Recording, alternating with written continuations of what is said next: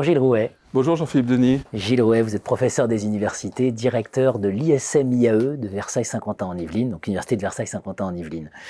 Qu'est-ce qu'apporte finalement, Gilles Rouet, un réseau, ou des réseaux, quand on pense que small is beautiful, ce qui est le cas de la petite équipe que j'ai la chance d'animer, absolument. Oui. Eh bien, on est... alors les réseaux, c'est un mot à la mode, qui est utilisé un peu n'importe comment, et notamment quand on parle de réseaux sociaux, de choses comme ça, de façon beaucoup plus prosaïque. J'ai passé une grande partie de ma vie à l'étranger, moi-même, et j'ai travaillé notamment dans des projets européens, etc. Et de retour en France, je me suis toujours demandé, ça m'est arrivé 2 fois, donc, de revenir en France et de réintégrer l'université, mais pourquoi ne travaille-t-on pas de la même façon qu'on travaille à l'étranger avec des étrangers ? Ce qui se passe au niveau des programmes européens pourrait se passer au niveau français, entre Français. Et on doit s'imaginer les choses en complémentarité. On doit chercher, parce que intégrer, ça veut dire respecter la diversité. C'est ça, intégrer aussi. Et être responsable de ça. Et chercher la complémentarité, surtout quand on est une petite équipe, c'est vraiment fondamental. Donc il faut être bien sûr curieux et ouvert pour ça, il faut avoir envie de faire le dialogue, mais ça peut se décliner à tous les niveaux. Alors au niveau international, ça va de soi. C'est ce qu'on fait tout le temps. Dans les projets européens, on en a plusieurs en cours, dans les séminaires internationaux qu'on fait faire à tous nos étudiants, que ce soit aux USA, à Georgetown University, ou en Asie, ou en Europe.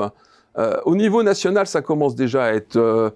plus difficile parce qu'on n'a pas bien l'habitude, et avec le réseau IAE France, on a la possibilité de s'associer. Nous sommes en train de travailler avec l'IAE d'Amiens pour un projet, par exemple, où on va s'associer pour un projet particulier. C'est quelque chose d'assez, pas forcément nouveau pour les acteurs, mais institutionnellement, qui n'est pas simple. D'ailleurs, je ne sais même pas au niveau institutionnel comment on va faire, mais c'est pas grave. Et au niveau local, c'est ce qu'il faut faire aussi, y compris dans sa propre université. On s'est mis à se dire, mais après tout, les étudiants de DUT, en IUT, qu'est-ce qu'ils font ? Ils veulent aller dans les licences, ils veulent faire des masters, c'est tout à fait justifié par rapport à leur projet. Pourquoi ne pas leur proposer une licence de gestion directement chez eux ? Et on s'est associé, on a créé une antenne montoise de notre laboratoire de recherche, qui est à Mantes-la-Jolie, ou Mantes-la-Ville peut-être maintenant, je ne sais plus. Et effectivement, c'est toute une partie qui était un peu ignorée de notre propre bassin, en fin de compte, parce que nous, on est plutôt de l'autre côté. Et toutes les coopérations peuvent se nourrir avec ces articulations locales, nationales, internationales, bien évidemment. Et le plus gros enjeu que nous avons maintenant, nous, c'est évidemment Saclay. Saclay, qui est un périmètre incroyable, qui est une force de frappe incroyable, pour lesquels les SHS, dont on fait quand même partie, heureusement, sont des interfaces. On a créé une MSH de SHS, des Maisons des Sciences de l'Homme, absolument. On a tout un ensemble de possibilités de travailler avec des collègues avec lesquels on n'a absolument pas l'habitude. On a commencé, alors les médecins, je vous parlais des médecins tout à l'heure, des facs de médecine, c'est peut-être plus facile pour le management, on partage un certain nombre de choses. Les facs de droit, on partage aussi d'autres choses. Mais il y a des pans entiers dans les institutions de composantes ou de collègues dont on ignore tout. Et en ce moment, on essaie de recomposer les études de médecine, par exemple. Alors qu'est-ce que le management, qu'est-ce qu'un IAE fait dans les études de médecine ? Eh bien oui, la réforme de médecine qui est en train de s'ouvrir et qui prend un modèle tout à fait différent, puisque 50% des étudiants qui continuent devront venir d'ailleurs que de la médecine traditionnelle, que des études de santé traditionnelles. Il y a un enjeu gigantesque, une responsabilité globale de faire ça. Et donc, réussir Saclay, c'est aussi réussir le dialogue, réussir la collaboration, réussir les projets en commun. C'est tout ça. Donc ça, c'est ça intégrer. C'est ça être responsable et intégrer. C'est ne pas rester en silo. Après tout, c'est toujours un deuxième souci, c'est qu'on enseigne des tas de choses, mais est-ce qu'on l'applique vraiment ? Est-ce qu'on applique tout ce qu'on enseigne ? Voilà, ça, l'agilité, c'est une grande question. Et il faut de temps en temps se dire, bon, on va dépoussiérer un petit peu les choses, on va contourner s'il le faut, parce que si on attend que l'intendance fasse le projet, on n'y arrivera jamais. Et effectivement, c'est le projet qui prime toujours. Et donc la complémentarité, pour moi, est la clé, et la force majeure. Et cette force permettra de réussir. Et de réussir quoi? De réussir pour les étudiants, pour leurs projets, de réussir pour nous-mêmes, pour nos projets, après tout. Et nous installer dans une logique de service public ou de service universel à l'européenne qui soit absolument cohérente et de bonne qualité. Ce qui n'est pas forcément le cas, d'ailleurs, d'un certain nombre d'établissements autour de nous. J'allais y venir précisément. On a toujours l'idée de service public, finalement, c'est quand même moins bien, où on ne trouve pas le même niveau de qualité de service, etc. Ça, je crois que ce n'est pas du tout votre conception. Et deuxième point, j'ai ouï dire qu'il y a un partenariat en cours avec l'école 42. Alors, ce n'est pas l'école 42, mais c'est l'école matrice. Ah oui, c'est l'école matrice qui est de la même organisation générale que l'école 42 et qui forme des tech managers. Ouais. Et c'est un partenariat qui bouscule. C'est un partenariat qui sélectionne sur des bases de compétences ou de postures, pas sur des bases de diplômes au départ, pour justement tenter de former des tech managers avec des niveaux d'entrée qui sont... D'ailleurs, ça ne veut rien dire, le niveau d'entrée pour eux, ce n'est pas le problème. C'est des postures d'entrée plus que des niveaux d'entrée. Et c'est basé sur le coopératif, le travail en collaboration et sur l'accompagnement. Et moi, ça m'a beaucoup intéressé ce projet, il m'intéresse beaucoup ce projet parce que nous bousculons les cadres.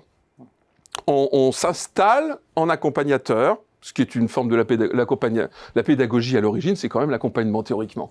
Et il ne s'agit pas de faire des cours, il ne s'agit pas de pérorer en chair, même si on adore ça. Il s'agit d'amener des ressources, d'amener des éléments, d'amener de la discussion, du dialogue, et de comprendre le cheminement de chacun pour aboutir à des résultats. Voilà, c'est tout à fait différent comme logique. Et voilà, ça, on a monté ça l'année dernière, et ça me bouscule moi, ça bouscule les membres de mon équipe, et je pense que c'est une voie intéressante. Alors, elle est intéressante pour plusieurs d'un point de vue sociétal, pour plusieurs raisons. Une des raisons, c'est que cette sélection, parce qu'il l'assume, cette sélection sur des compétences, des postures, des orientations, n'est pas une sélection scolaire. Voilà. Donc déjà, on n'est pas dans le même cadre. On assume la sélection, mais pas n'importe quel type de sélection. Et bien sûr, l'autre raison, c'est qu'avec cette diversité d'accueil de toutes sortes de candidats, d'ailleurs, on aboutit à du collaboratif qui puise sa force dans la diversité. Et ça, c'est très important. On ne collabore pas bien entre gens qui se ressemblent, mais bien mieux entre gens qui ne se ressemblent pas. Et ça, c'est une des bases qu'on apprend par l'expérience, que la théorie est assez faible là-dessus, en fin de compte, quand on réfléchit bien, et quand on creuse un peu. Mais là, c'est par l'expérience elle-même, on se pose des questions nous-mêmes sur notre propre logique. Et d'ailleurs, ça transforme dans les IAE les façons de choisir les étudiants après orientation active sont fondamentales. L'orientation active, je vous le rappelle, Jean-Philippe Denis, était au centre de la loi Jospin de 1989. Qu'est-ce qu'on a fait depuis 1989 jusqu'à nos jours pour l'orientation active? L'école de premier cycle de Saclay voudrait s'emparer de ce sujet. Ça veut dire qu'on crée des vraies passerelles. Ça veut dire qu'on crée des vraies opportunités aux étudiants pour avoir le choix et pour aller vers ces choix, en faisant les efforts qui vont avec. S'il n'y a pas d'efforts, c'est pas possible. Et c'est quand même quelque chose d'incroyable d'arriver combien d'années après 89 et de se dire qu'on est maintenant peut-être mûr pour le faire. On n'était peut-être pas mûr avant pour le faire. Et donc c'est encore une fois un dialogue entre l'étudiant et les équipes, une ouverture de pensée, une ouverture d'esprit, une volonté d'aider et d'accompagner grâce à des vraies passerelles. Je ne vous parle pas des dispositifs très compliqués qui permettent à un ou deux de changer. Ça, c'est pas ça le problème. Et alors pour ça, il faut bien sûr des fonds. Et je sais qu'à Saclay, ils s'emparent de ce problème, puisque la réussite de chacun fait partie de notre objectif principal. Les enquêtes que nous faisons en sortie, nous souhaitons que tout le monde réussisse son projet. Si son projet est de créer une entreprise, tant mieux, on a ce qu'il faut. Si c'est d'aller travailler à tel ou tel endroit, tant mieux aussi. Mais le vrai problème, il n'est pas d'orienter le projet de chacun. Il est bien d'accompagner ce projet. Et c'est ça qui est compliqué, parce que dans l'absence de mixité sociale, souvent, on peut avoir des visions à la fois caricaturales ou stratifiées de l'enseignement. Et à l'extérieur, j'ai vécu à l'étranger, la vision de la France est une vision très stratifiée, avec des écoles de classe, Ce qui n'est pas du tout le cas dans beaucoup d'autres pays. C'est pas lié d'ailleurs du tout au prix des études et à tout ça, c'est pas lié à ça. Et effectivement, Un héritage. on a un héritage lourd il faut le faire bouger. Et Saclay, c'est une expérience unique de mettre ensemble des grandes écoles et des universités, de mettre ensemble dans des premiers cycles des éléments qui peuvent faire des passerelles les uns avec les autres.